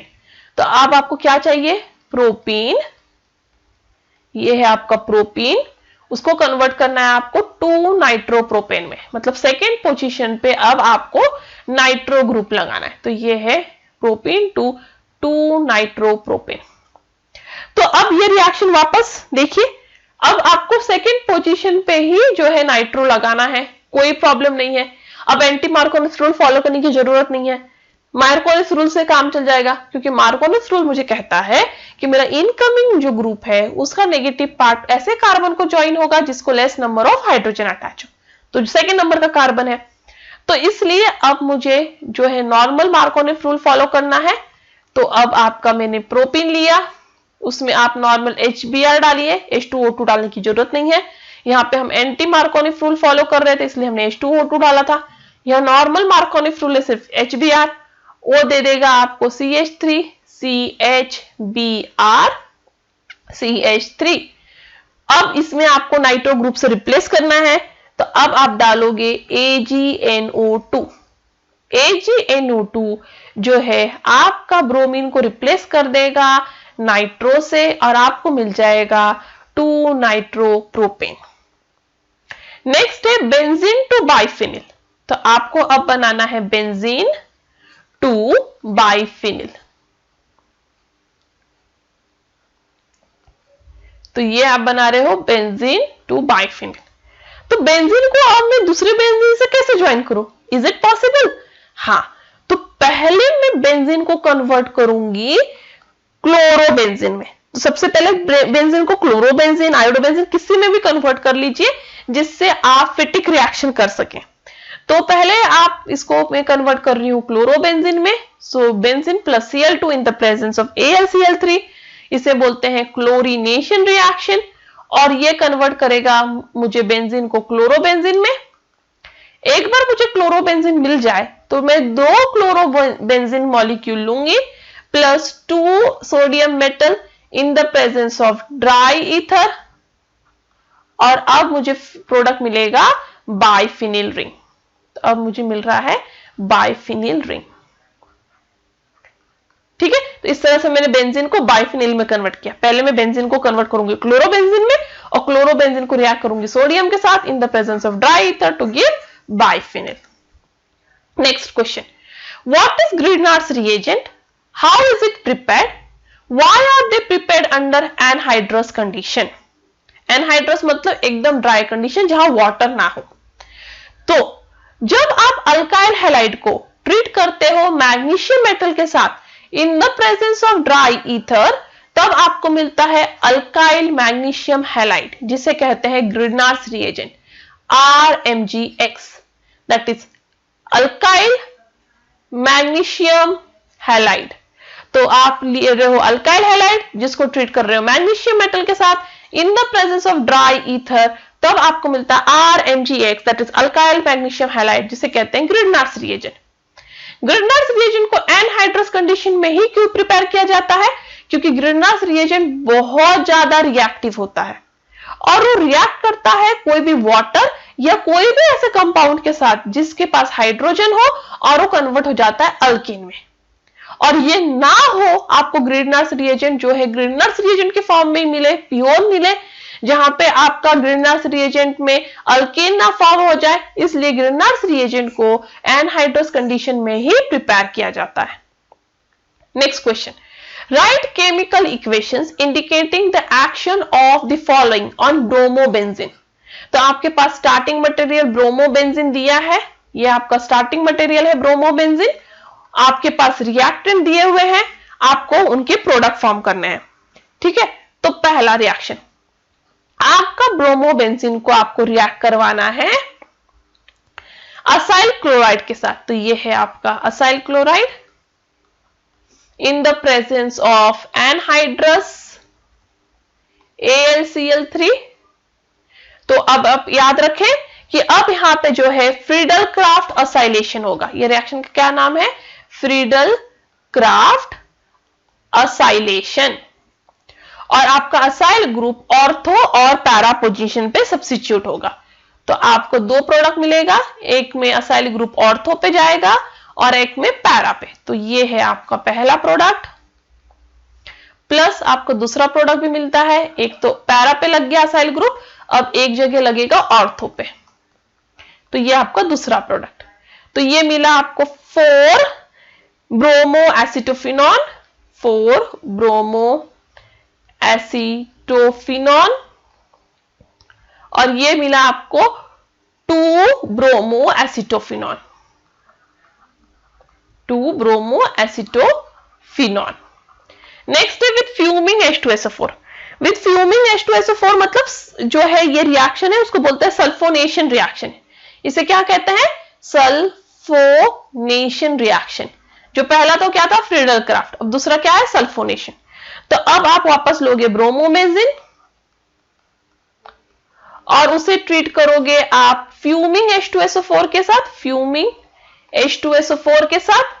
तो अब आपका जो है सल्फाइड ग्रुप ज्वाइन होगा ऑर्थो और पैरा पोजीशन पे। तो आपको वापस दो प्रोडक्ट मिलेगा, Br, जिसमें एक में SO3H है ऑर्थो पोजीशन पे, क्योंकि Br के नेक्स्ट कार्बन ऑर्थो है, करेक्ट। तो यहां पे और प्लस, और एक में आपका SO3H अटैच होगा पैरा पोजीशन पे। तो आपको वापस दो प्रोडक्ट मिला। पहला प्रोडक्ट का नाम है 1 bromo benzene sulphonic acid.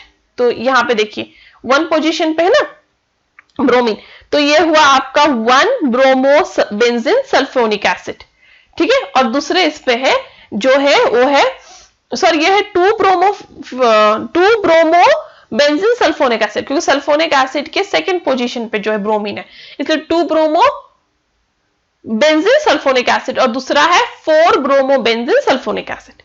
Next है कॉन्सेंट्रेटेड H2SO4 और कॉन्सेंट्रेटेड HNO3 के साथ, जिसे हम कहते हैं नाइट्रेशन रिएक्शन। तो इसे क्या कहते हैं? नाइट्रेशन। तो इसमें आपको वापस ब्रोमोबेंजीन लेना है।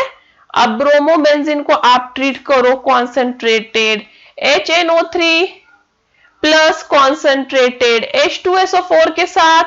तो अब आपका NO2 ग्रुप ज्वाइन होगा, एक में NO2 ग्रुप ज्वाइन होगा ऑर्थो पोजीशन पे और दूसरे में NO2 ग्रुप ज्वाइन होगा पैरा पे। तो याद रखें हमेशा एक ऑर्थो प्रोडक्ट मिलता है, एक पैरा। तो एक मिला आपको 1 ब्रोमो 4 नाइट्रोबेंजीन, ठीक है, और एक मिलता है 1 ब्रोमो 2 नाइट्रोबेंजीन। तो ये है 1 ब्रोमो 2 नाइट्रोबेंजीन और ये है 1 ब्रोमो 4 नाइट्रोबेंजीन। तो ये है आपकी केमिकल रिएक्शंस विद ब्रोमोबेंजीन।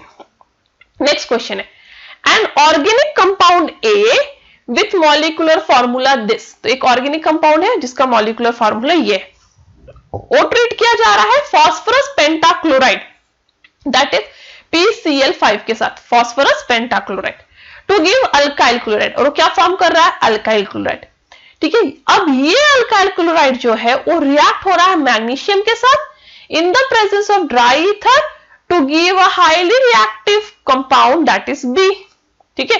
तो ये अल्काइल क्लोराइड जो फॉर्म हुआ किसके साथ रिएक्ट हुआ? मैग्नीशियम के साथ, और वो दिया कंपाउंड B। जब कंपाउंड B रिएक्ट हो रहा है वाटर के साथ तो वो दे रहा है कंपाउंड C।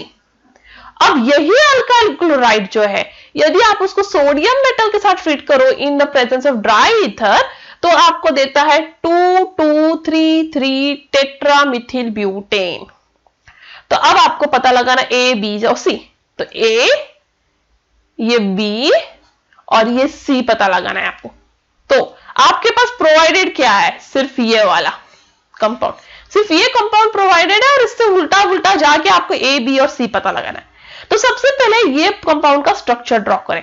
तो 2,2,3,3 टेट्रामिथिल ब्यूटेन। तो ब्यूटेन में कितने कार्बन होते हैं? 4। तो पहले 4 कार्बन ड्रॉ करें, फिर उन्होंने क्या किया है 2,2,3,3 टेट्रामिथिल, मतलब 4 मिथिल है, 2 कार्बन पे 2 मिथिल, तीसरे कार्बन पे 2 मिथिल, और बाकी कार्बन को भी सेटिस्फाई कर दे तो ये CH3 हो जाएगा, ये भी CH3। तो ये हो गया आपका 2,2,3,3 टेट्रामिथिल ब्यूटेन। अब ये कब फॉर्म हो रहा है? जब आपका अल्काइल क्लोराइड रिएक्ट हो रहा है सोडियम मेटल के साथ in the presence of dry ether. मतलब ये कौन सा रिएक्शन है?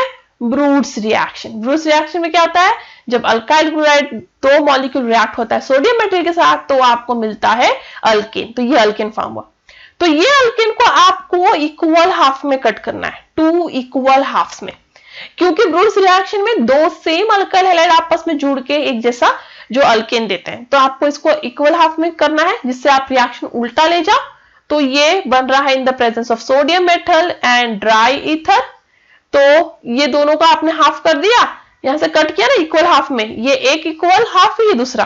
तो आपको एक्चुअली 2 हाफ्स मिल रहे हैं, CH3 CH3 CH3 और अब इन्हें जोड़ना है अल्काइल क्लोराइड है, क्योंकि आपके पास अल्काइल क्लोराइड है इसलिए क्लोरीन से। तो आपका अल्काइल क्लोराइड कौन सा हुआ? ये है आपका अल्काइल क्लोराइड। कैसे मुझे पता चला ये अल्काइल क्लोराइड है? क्योंकि जो भी प्रोडक्ट दिया था वो एक्चुअली ब्रूड्स रिएक्शन से फॉर्म हुआ था, सोडियम इन ड्राई ईथर।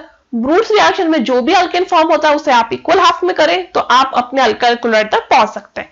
तो मैं अपने अल्काइल क्लोराइड तक पहुंच गई। अब मैं क्वेश्चन पे जाऊंगी। एक ऑर्गेनिक कंपाउंड A है जिसका मॉलिक्यूलर फॉर्मूला है C4H10O। वो ट्रीट हो रहा है फास्फोरस पेंटाक्लोराइड के साथ देने के लिए अल्काइल क्लोराइड। तो मेरे पास अल्काइल क्लोराइड तो है, तो कौन सा अल्काइल क्लोराइड फॉर्म हो रहा है वो तो मुझे पता चल गया, ये अल्काइल क्लोराइड फॉर्म हो रहा है, तो ये तो मुझे पता चल गया है।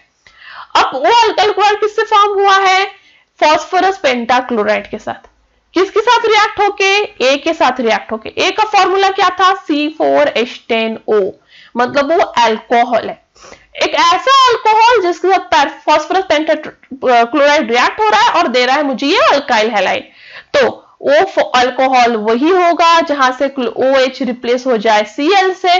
तो ये है मेरा अल्कोहल, दैट इज A। तो मुझे A मिल गया, इस A के साथ मेरा फास्फोरस पेंटाक्लोराइड रिएक्ट होके मुझे दे रहा है ये अल्काइल हैलाइड। अब ये अल्काइल क्लोराइड जो है वो रिएक्ट हो रहा है with magnesium metal to give B। तो ये अल्काइल क्लोराइड जो है जो फॉर्म हुआ है वो रिएक्ट होगा मैग्नीशियम मेटल के साथ in the presence of dry ether to give B, that is CH3 CH3 CH3 MgCl, that is Grignard's reagent.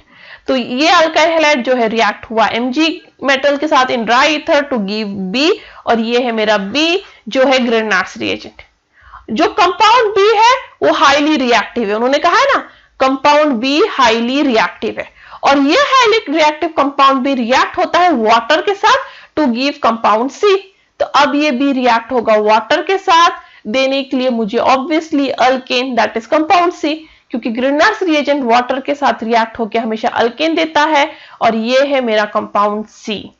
यहाँ पे अल्केन फॉर्म हुआ है, दैट इज इस कार्बन को 3 CH3 और एक हाइड्रोजन अटैच है, दैट इज 2 मिथिल प्रोपेन। तो है मेरा कंपाउंड C। तो कंपाउंड A क्या हुआ?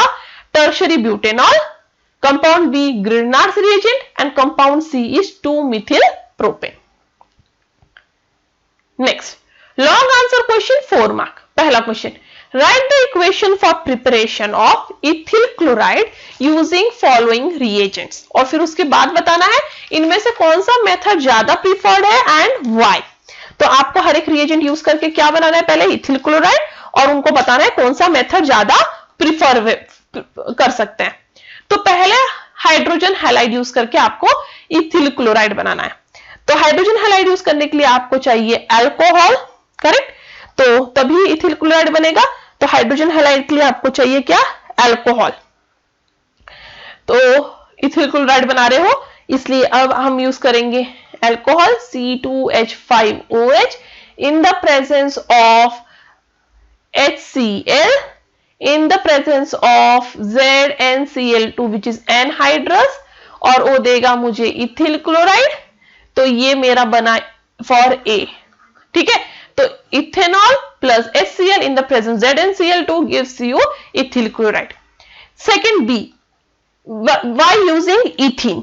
तो आप इथीन यूज करें, उसमें वापस HCl ऐड करें, इसे हीट करें आपको एक जगह ऐड हो जाएगा Cl और एक जगह हाइड्रोजन, वापस मिला इथिल क्लोराइड।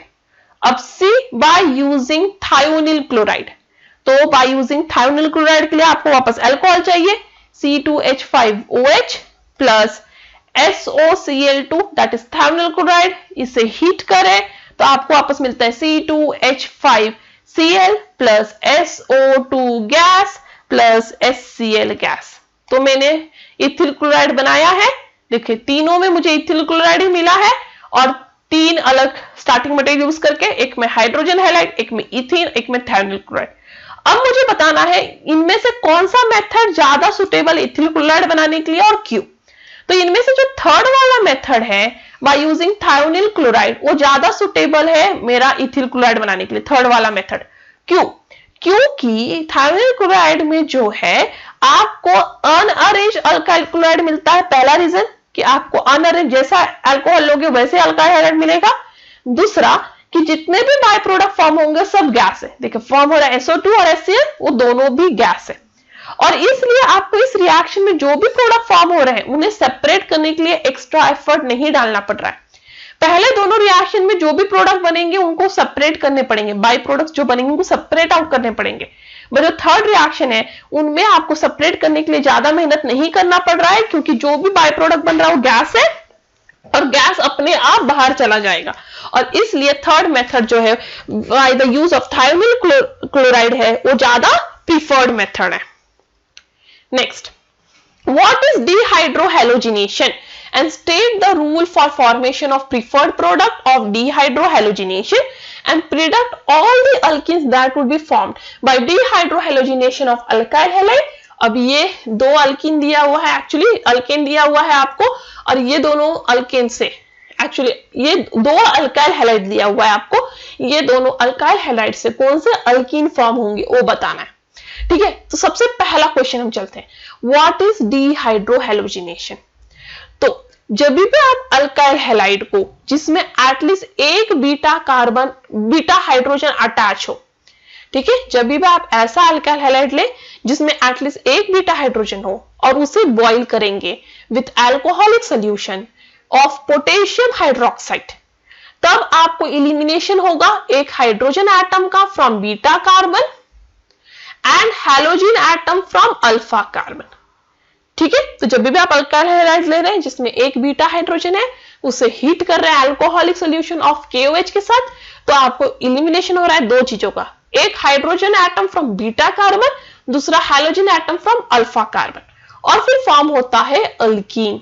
और इस तरह के डीहाइड्रोहैलोजिनेशन रिएक्शन है, इस तरह के रिएक्शन को क्या कहेंगे, डीहाइड्रोहैलोजिनेशन, क्योंकि यहाँ पे एक हाइड्रोजन इलिमिनेट हो रहा है और एक हैलोजन, डी मतलब रिमूवल ऑफ हाइड्रो मतलब हाइड्रोजन और हैलोजन मतलब हैलोजन, तो removal of hydrogen and halogen is called as dehydrohalogenation reaction. तो इस रिएक्शन में आप कोई भी बेस ले, that is alcohol KOH, alcohol NOH, ये अल्काइल हैलाइड, जिसमें अल्काइल हैलाइड में कौन सा कार्बन अल्फा है, जिसको हैलोजन अटैच है वो अल्फा कार्बन है, जिसको नेक्स्ट टू अल्फा कार्बन जो होता है वो बीटा, बीटा कार्बन पे एक हाइड्रोजन होना चाहिए और अल्फा पे हैलोजन, ये दोनों भी रिमूव हो जाता है इस रिएक्शन में, देता है ओलिफिन, और इसे कहते हैं डीहाइड्रोहैलोजिनेशन रिएक्शन। अब नेक्स्ट है state the rule for formation of preferred product by dehydrohalogenation. तो डीहाइड्रोजन हैलोजिनेशन रिएक्शन में कौन सा प्रोडक्ट जो मेन फॉर्म होगा वो कौन बताता है, सेट-सेफ रूल। तो कौन सा रूल है वो, सेट-सेफ रूल। तो सेट-सेफ रूल मुझे बताएगा कि कौन सा प्रोडक्ट मेन बनेगा। तो सेट-सेफ रूल के हिसाब से डीहाइड्रोहैलोजिनेशन में अल्कीन बनेगा, बट कौन सा अल्कीन, जिसमें सबसे ज्यादा number of alkyl group attach हो डबल बॉन्डेड कार्बन को, मतलब मोर सब्स्टिट्यूटेड अल्कीन, सबसे स्टेबल अल्कीन मेजर प्रोडक्ट बनेगा। तो सबसे स्टेबल अल्कीन जो है वो मेजर प्रोडक्ट बनेगा, ऐसा सेट सेफ इलिमिनेशन रूल कहता है। मतलब ऐसा अल्कीन जिसको सबसे ज्यादा नंबर ऑफ कार्बन अटैच हो डबल बॉन्डेड कार्बन को, तो ये डबल बॉन्डेड कार्बन है, उसको जितना ज्यादा कार्बन अटैच होगा उतना जल्दी वो प्रोडक्ट फॉर्म करेगा। तो अभी बाकी दोनों अल्कीन जो अल्काइल हैलाइड दिए उनके प्रोडक्ट हमें डिस्कस करना है। तो पहला अल्काइल हैलाइड उसका नाम है 2-chloro-2-methyl-butane। तो जो पहला है उसका नाम क्या है, 2 क्लोरो 2 मिथिल ब्यूटेन। तो ये पहला है, करेक्ट। अब इसका स्ट्रक्चर ड्रॉ करें। ब्यूटेन मतलब 4 कार्बन, 2 पे मिथिल है और 2 पे ही क्लोरीन है, Cl। ठीक है, तो 2 पे क्लोरीन 2 पे मिथिल, तो ये हुआ 2 क्लोरो 2 मिथिल ब्यूटेन। सारे बाकी कार्बन को सेटिस्फाई करें। ठीक है, अब इसके बाद आपको अल्कोहलिक KOH डालना है, क्योंकि आपको डिहाइड्रोहेलोजिनेशन करना है और हीट करना है। अल्फा कार्बन कौन सा है, ये है आपका अल्फा कार्बन। बीटा कार्बन कौन सा है, बीटा 2 कार्बन है, एक ही ए और एक ही ए, तो एक बीटा है और एक बीटा डैश, दोनों अलग अलग है, इसलिए मैं दोनों को अलग नाम दे रही हूं। तो एक प्रोडक्ट बनेगा बीटा डैश कार्बन से इलिमिनेट होके हाइड्रोजन, हैलोजन तो अल्फा से जाएगा, तो एक प्रोडक्ट बनेगा बीटा डैश से इलिमिनेट होगा हाइड्रोजन। तो अब बीटा डैश से हाइड्रोजन निकला है, इसलिए मैं यहां पे बीटा डैश लिख रही हूं। तो ये एक प्रोडक्ट बना, प्लस इसका दूसरा प्रोडक्ट बनेगा जहां बीटा कार्बन से जाएगा हाइड्रोजन। तो यहां अब बीटा कार्बन से हाइड्रोजन गया है, इसलिए इसका नाम है बीटा प्रोडक्ट। तो ठीक है, ये Cl नहीं है, सॉरी। तो ये बना। तो डिहाइड्रोहेलोजिनेशन में क्या होगा, यहाँ पे आपका एक हाइड्रोजन और एक हैलोजन जाएगा, एक में बीटा कार्बन से गया हाइड्रोजन, दूसरे में बीटा डैश से गया। तो कौन सा जो है डबल बॉन्ड वो मोर सब्स्टिट्यूटेड है। तो इस डबल बॉन्डेड कार्बन को देखिए, इस डबल बॉन्डेड कार्बन को देखिए, इसमें एक ग्रुप यहाँ पे सब्स्टिट्यूटेड है, एक यहाँ पे, और इसको तो कोई सब्स्टिट्यूटेड नहीं है। तो ये डाई सब्स्टिट्यूटेड है, क्योंकि 2 ग्रुप अटैच है डबल बॉन्डेड कार्बन को, इसलिए डाई सब्स्टिट्यूटेड है। नेक्स्ट पे देखिए, यहां पे इस कार्बन को एक ग्रुप अटैच है, इस डबल बॉन्डेड कार्बन को 2, मतलब ये ट्राई सब्स्टिट्यूटेड है, क्योंकि डबल बॉन्डेड कार्बन को यहां 1 और यहां डबल बॉन्डेड कार्बन को 2, तो टोटल कितना है, ट्राई सब्स्टिट्यूटेड। तो पहला था डाई, दूसरा है ट्राई। तो सबसे ज्यादा सब्स्टिट्यूटेड कौन है, दूसरा वाला, दैट इज बीटा एलिमिनेशन वाला, वो सबसे ज्यादा सब्स्टिट्यूटेड है, इसलिए ये मेजर प्रोडक्ट है। तो ये सेट रूल कहता है कि जो डबल बॉन्ड ज्यादा सब्स्टिट्यूटेड है, जो ज्यादा स्टेबल है, वो ज्यादा फॉर्म होगा, दैट इज मेजर, और दूसरा है माइनर। अब वैसे ही दूसरा वाला क्वेश्चन भी सॉल्व करना है, बी, जिसका नाम है 3 ब्रोमो 2,2,3 ट्राइमिथिल पेंटेन। ठीक है, 3 ब्रोमो 2,2,3 ट्राइमिथिल पेंटेन। तो अब पेंटेन का स्ट्रक्चर ड्रॉ करें, 1 2 3 4 5। ठीक है, 2 पे मिथिल, 2 पे मिथिल, क्योंकि 2 डाई मिथिल है ना, और 3 पे भी एक मिथिल, इसलिए ट्राइमिथिल हुआ। 3 पे ब्रोमो भी है, करेक्ट। तो ये हो गया। अब बाकी सबको सेटिस्फाई कर दे, कार्बन की वैलेंसी 4 होती है, याद रखें। तो ये हो गया। अब अल्फा कार्बन कौन सा है, ये वाला, क्योंकि इसको ब्रोमीन अटैच है, तो ये हुआ अल्फा। अब वापस एक बीटा और एक beta dash, but beta carbon के पास तो हाइड्रोजन ही नहीं लॉस करने के लिए, क्योंकि बीटा कार्बन को तो 2 मिथिल ग्रुप अटैच है, हाइड्रोजन तो है ही नहीं। तो बीटा से तो आप लॉस कर ही नहीं सकते हो, आपको कहां से लॉस करना होगा, सिर्फ बीटा डैश से। इसलिए सिर्फ यहाँ पे एक ही प्रोडक्ट बनेगा, बीटा से बन ही नहीं सकता, क्योंकि हाइड्रोजन ही नहीं लॉस करने के लिए। तो आप सिर्फ बीटा डैश से लॉस करोगे और आपको प्रोडक्ट मिलेगा ये वाला। ठीक है, तो ये है आपका प्रोडक्ट। इस केस में एक ही प्रोडक्ट फॉर्म हो रहा है और वही मेजर है, क्योंकि बीटा के पास हाइड्रोजन ही नहीं लॉस करने के लिए, सिर्फ बीटा डैश से लॉस होके सिर्फ यही प्रोडक्ट मिलेगा। ठीक है, next, observe the following compounds and answer the question given below. तो ये 2 कंपाउंड है, अब इसकी बेसिस पे आपको आंसर करना है। पहला, आइडेंटिफाई द अल्काइल हैलाइड। तो पहला कौन सा अल्काइल हैलाइड है, पहला है अराइल हैलाइड, दूसरा है अल्काइल हैलाइड, क्योंकि अल्काइल ग्रुप अटैच है। तो पहला है अराइल, दूसरा है अल्काइल हैलाइड। दूसरा question, explain the nature of carbon bromine bond in both alkyl halide. Carbon bromine bond जो है ये वाले, आपको इनका नेचर एक्सप्लेन करना है। तो ये है आंसर बी। तो ब्रोमोबेंजीन में जो एक लोन पेयर है ब्रोमीन का, और रेजोनेंस में होता है विद बेंजीन रिंग। तो ब्रोमोबेंजीन में एक lone pair electron of halogen जो है वो किसके साथ कॉन्जुगेशन में है या रेजोनेंस में है, pi इलेक्ट्रॉन्स ऑफ रिंग। इसलिए carbon bromine bond in bromobenzene is stronger and shorter than bromo alkane. Bromo alkane में ऐसा कोई रेजोनेंस पॉसिबल नहीं है, इसलिए ये बॉन्ड जो है वो लॉन्गर होता है और वीक होता है। तो अल्काइल हैलाइड में जो ब्रोमीन कार्बन का बॉन्ड है वो क्या है, लॉन्ग है एंड वीक है।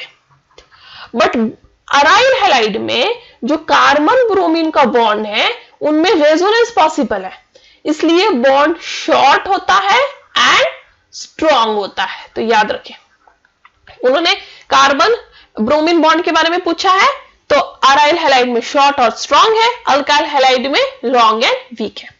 Next question, which of this compound will undergo aqueous alkyne hydrolysis readily? इनमें से कौन सा जो है वो जल्दी अल्काइल हाइड्रोलिसिस करेगा, मतलब SN1 रिएक्शन या SN2 रिएक्शन कौन सबसे जल्दी जो है फॉलो करेगा, मतलब सब्स्टिट्यूशन रिएक्शन कौन सबसे ज्यादा जल्दी करेगा।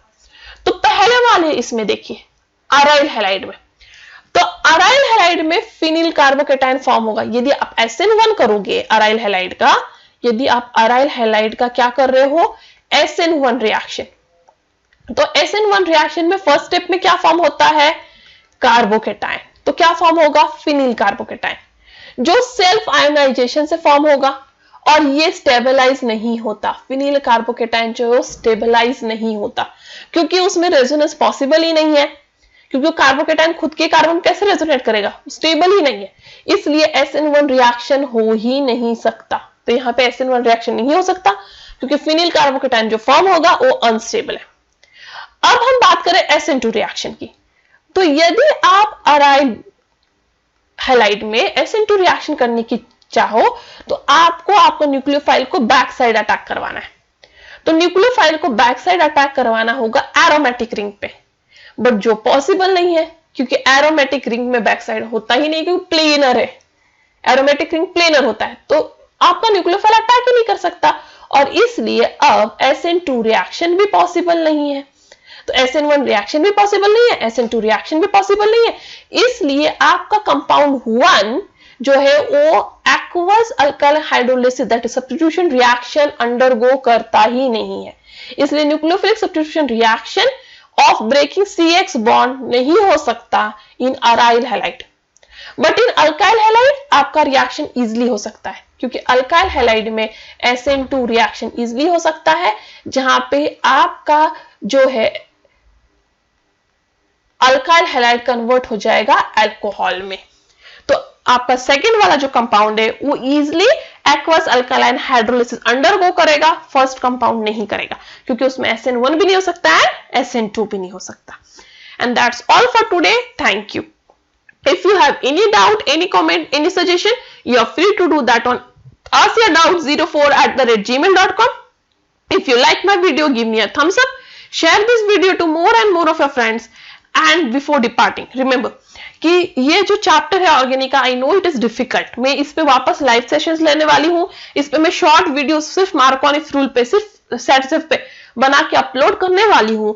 आप जल्दी करने की कोशिश भी कर रही हूँ कि आप उसको जल्दी से जल्दी रिवाइज कर सके, और इसके बावजूद आपको ये ऑर्गेनिक चैप्टर्स पे कोई डिफिकल्टी हो तो आप मुझे मेल कर सकते हो, आप मुझे कमेंट बॉक्स में लिख सकते हो, आप मुझे लाइव चैट्स में आने वाले वीडियोस में पूछ सकते हो, ठीक है। और इस वीडियो में बने रहने के लिए thank you and stay tuned.